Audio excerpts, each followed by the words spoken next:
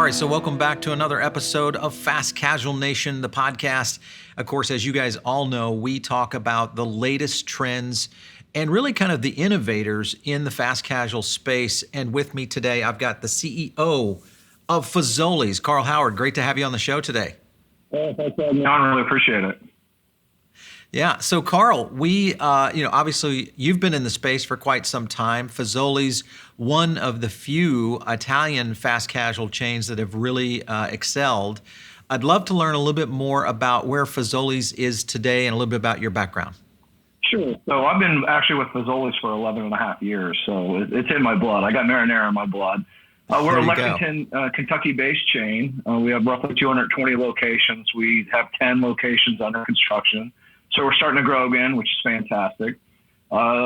We provide a unique experience. We're really a premium QSR hybrid fast casual. And what we do is provide a lot of service after the point of sale, which makes us unique. And I got a great senior team, so we're always looking for what's next and making sure that we're taking advantage of what the consumer trends are looking for. Yeah. How many units are you guys up to now? So we're to 220 currently. We have 2 under construction and about 6 ready to go under construction where the sites have already been identified. We're hoping to open a dozen locations next year. That'd be a good estimate. Sure.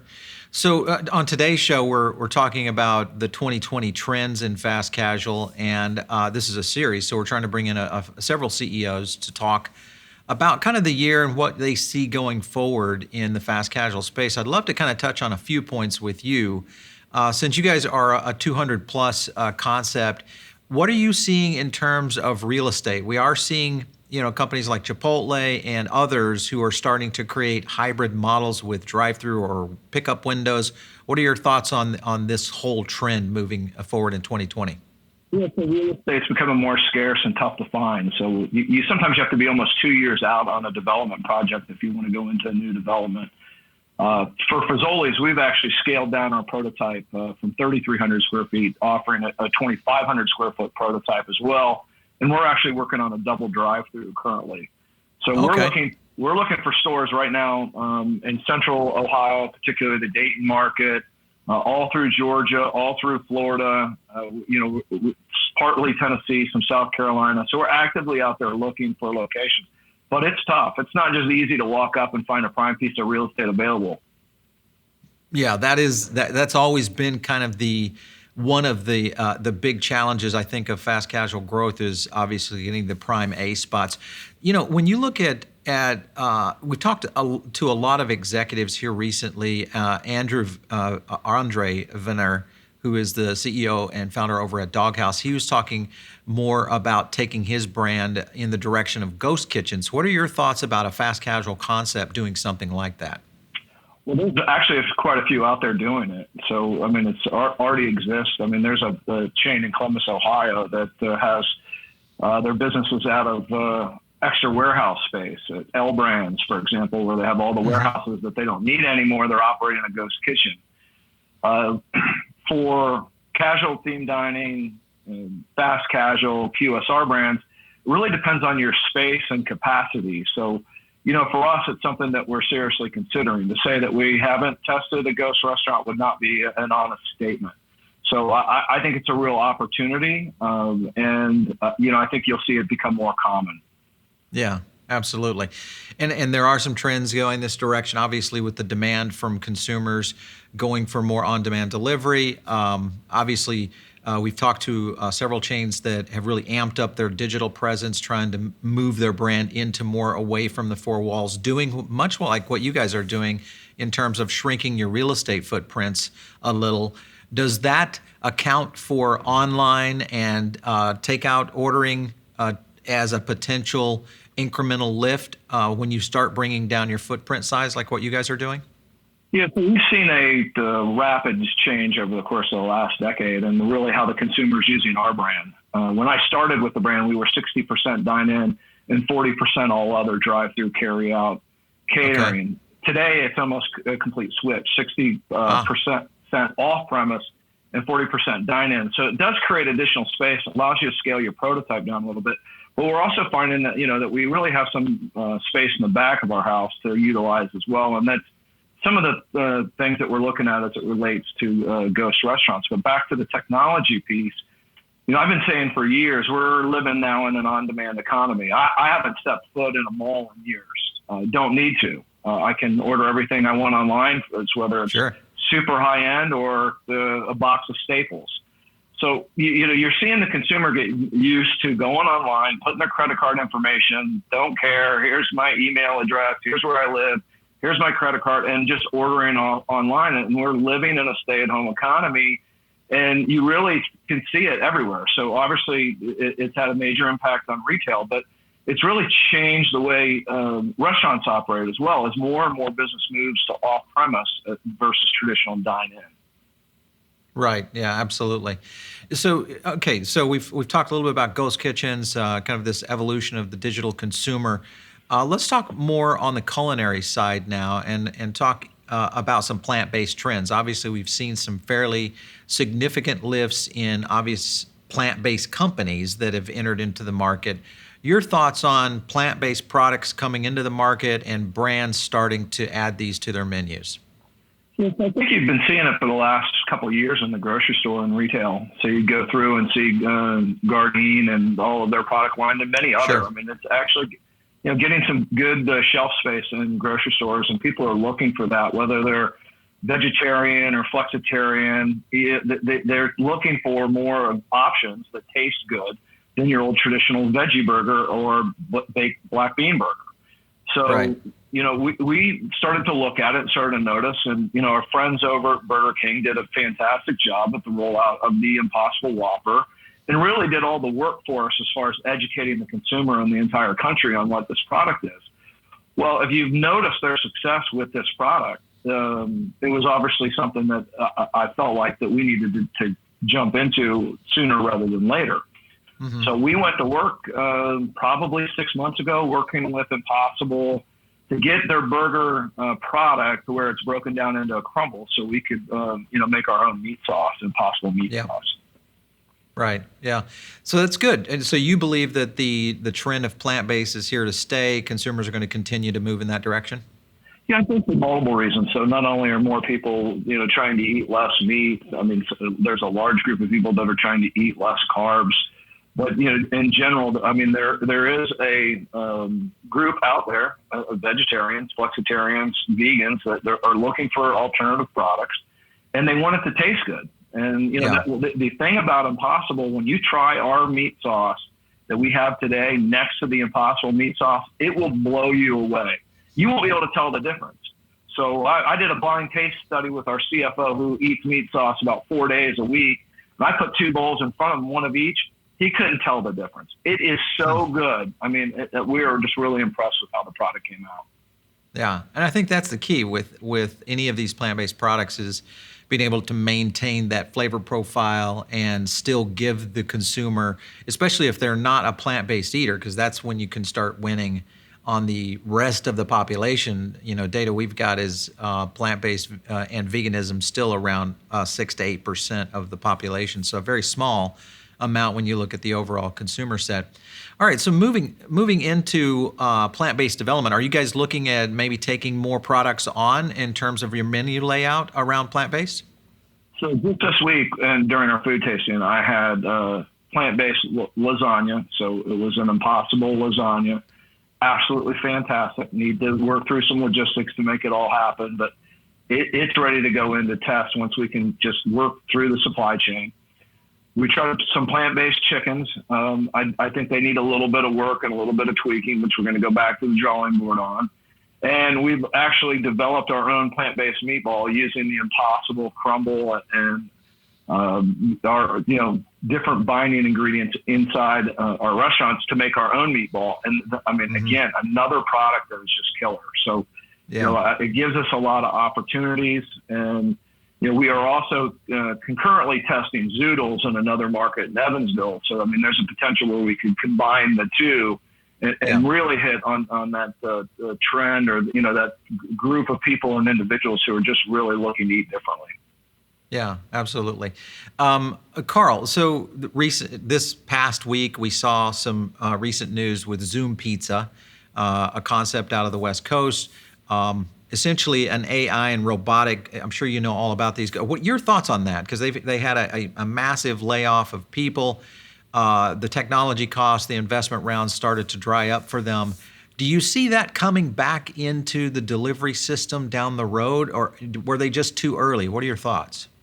Yeah, I mean, that type of technology has actually been around for a long time. I mean, there's a product that was based out of Italy that we looked at probably a decade ago where it was a pizza vending machine, Right. where they would actually make it was meant for college campuses and toll booths and or tollways and other pieces. And the practicality of it and the time and the convenience didn't hit, and then the cost wasn't there. So the reason everyone's kind of ahead of the game is it's too expensive, it's too slow, and your basic setup of the product, not quite there yet. So after some refinement and then just the way technology moves, is probably only a matter of time. But I don't see it's anything that's going to affect us in the near term.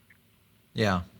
I've talked to a lot of AI experts over the past few weeks that are leaning in a bit in this next decade, that they do believe there is some AI technology that could start to help both on consumer science of understanding the best menu development to use.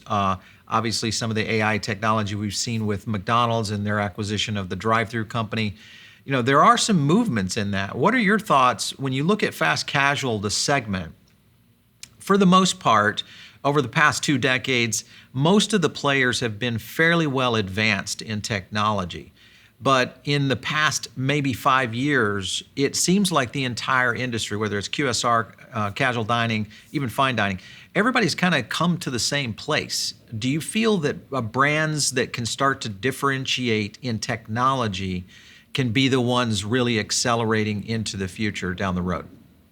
Yeah, so I'm not sure that everybody is exactly in the same place. I mean, we all have online ordering and mobile app and other pieces, and we're working on a lot of different technology initiatives. It's a major initiative for us to intertwine all of our different pieces, from our punch app to easy catering, easy dispatch, Olo rails, all the pieces to not artificial intelligence ordering, but everything that we can do from a technology stand. Kiosk, we're testing it all, and I would imagine by May we'll be about as tight as we can be. But there are kind of the have and have-nots in this group. I mean, when you take a look at Domino's, so go to domino'sanywhere.com and look at, they got 11 different ways that you can order their product through technology. And then McDonald's, I mean, they spent $300 million to buy the one technology company and $200 million to buy the other one. I mean, that's more than our enterprise value.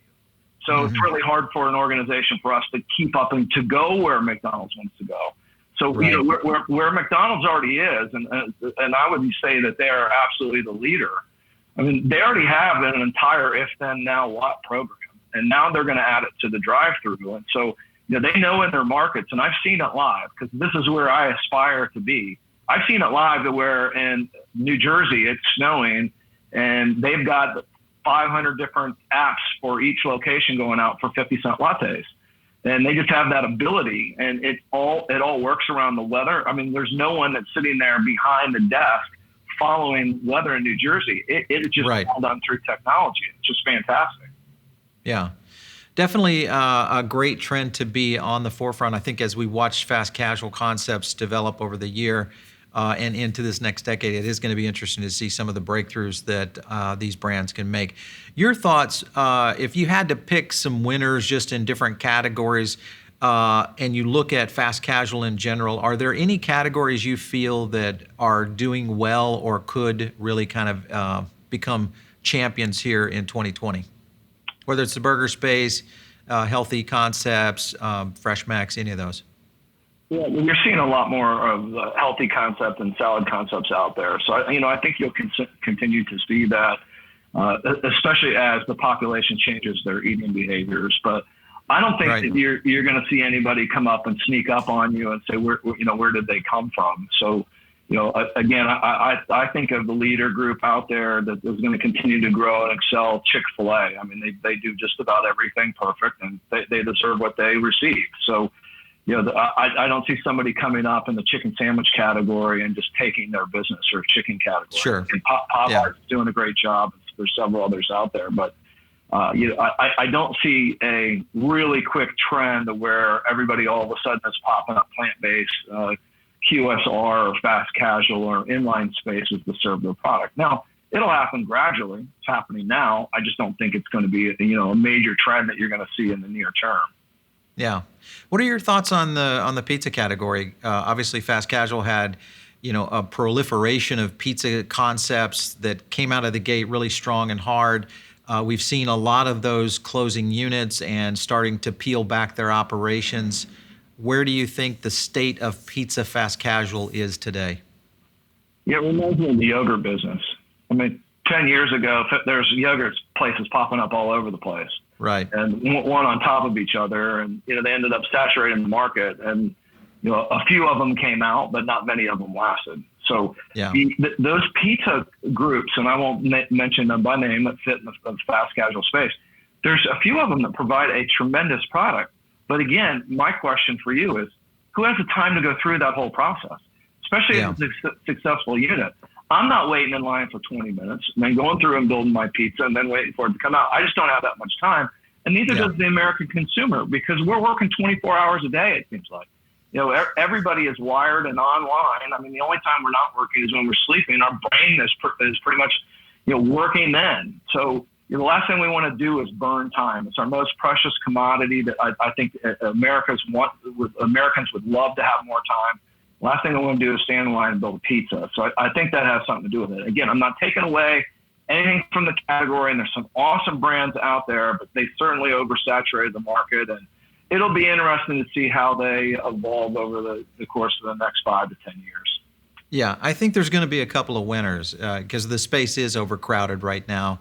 It'll be interesting to see which ones really kind of break out, and because pizza, of course, obviously is a mainstay in terms of our diet here in America. So definitely a demand for it, for sure.